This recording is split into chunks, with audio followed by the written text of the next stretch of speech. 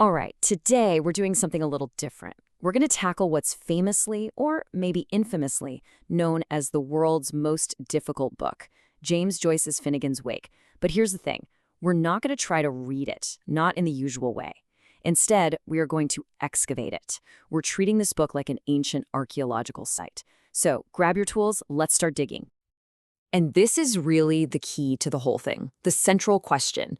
Forget about starting on page 1 and reading to the end. What if Joyce was inviting us to do something totally different? To dig, to sift through these incredible layers of language and history, and to unearth meaning, just like an archaeologist finding a lost city. You know, once you start thinking that way, the whole game changes. So, every good dig starts with identifying the artifact, and in this case, Joyce himself actually tells us what we're looking at. And trust me, it's not what you think a book is supposed to be. I mean, how incredible is this? The book itself gives us the user manual. It says if you're absent-minded, a total beginner, like you're just learning your ABCs, you have to stoop. You got to get down on its level, look really, really close, and check out all the weird curios of signs.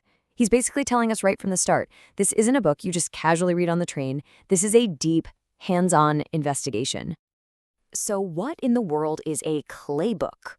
Well, the term actually comes from one of Joyce's own sources about the history of the alphabet, and it's talking about the very first kind of writing, cuneiform, pressed into clay tablets.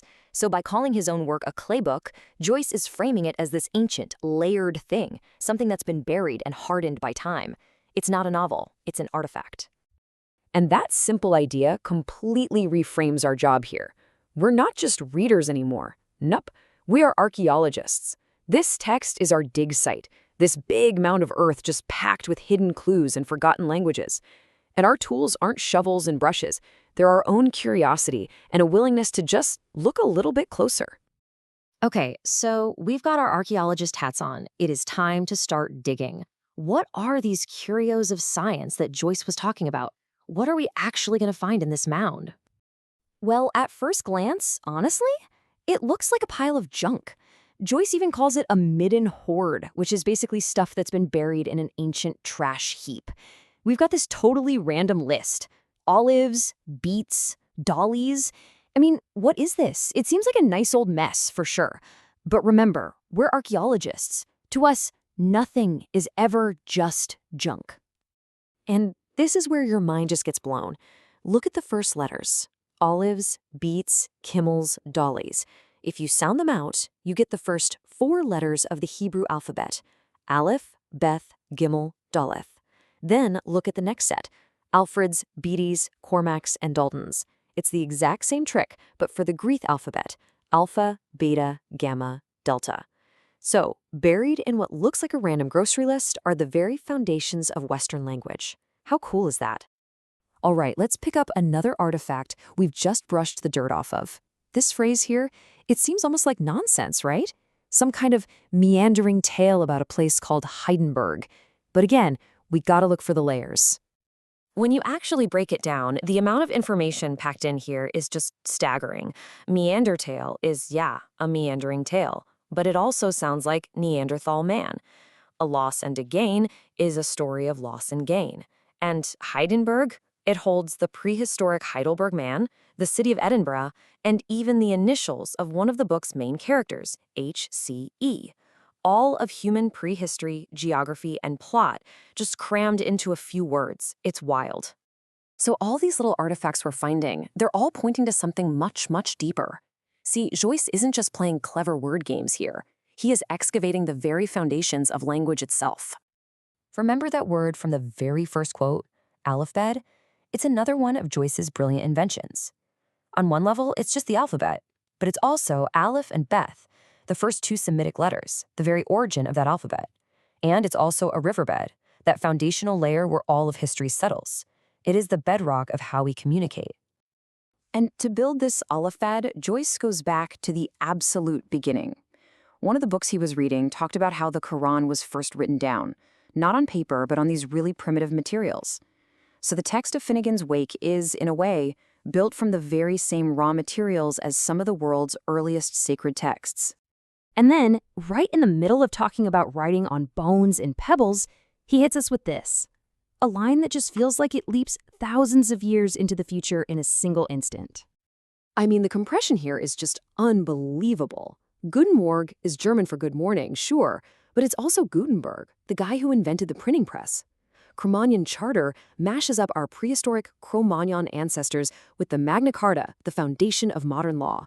So in just one phrase, we've gone from cave paintings to constitutional rights. That's how this book works.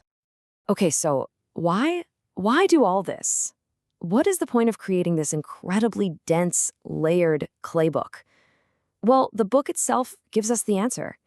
It's not just about history, it's suggesting that history is this living text that is constantly rewriting itself. And this right here, this is basically the book's thesis statement. The world is always writing its own runes, but what on earth are runes? This one little word shows you just how deep Joyce's language goes. Runs has at least 3 layers. First, it sounds like runes, an ancient alphabet.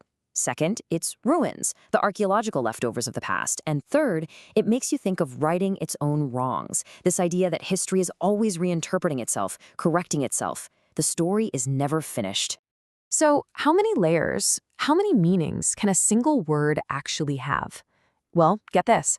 Joyce took a cue from one of his sources, a book about the Quran, which mentions that in Muslim exegesis, it's accepted that every single word of the book has 70 meanings. 70. That's the level of depth that we are digging into here. So how does this all come together in the end? All this layering, this constant rewriting of history? Well, it creates a story that's always repeating itself, but is also somehow never quite the same. And the text even gives its own structure a name. It calls itself the Book of Double Ends Joined. This bizarre phrase is the key to understanding the whole thing. When you unpack it, double ends joined just means double ends joined, and it literally describes the book itself. The very last sentence of Finnegans Wake is actually cut off mid-thought, and it flows perfectly back into the very first sentence of the book, creating this endless loop. It also winks at Double End's giant, the sleeping character at the heart of the story, around whom this whole cycle of history spins. And that leaves us with one last thing to think about. By making his book this circular Claybook, this layered artifact where the story has no real beginning or end, Joyce leaves us with a really profound question. If the world is always writing its own ruins, and if the end of the story is also the beginning, well then, how can the story ever truly be over? It seems like the dig is endless.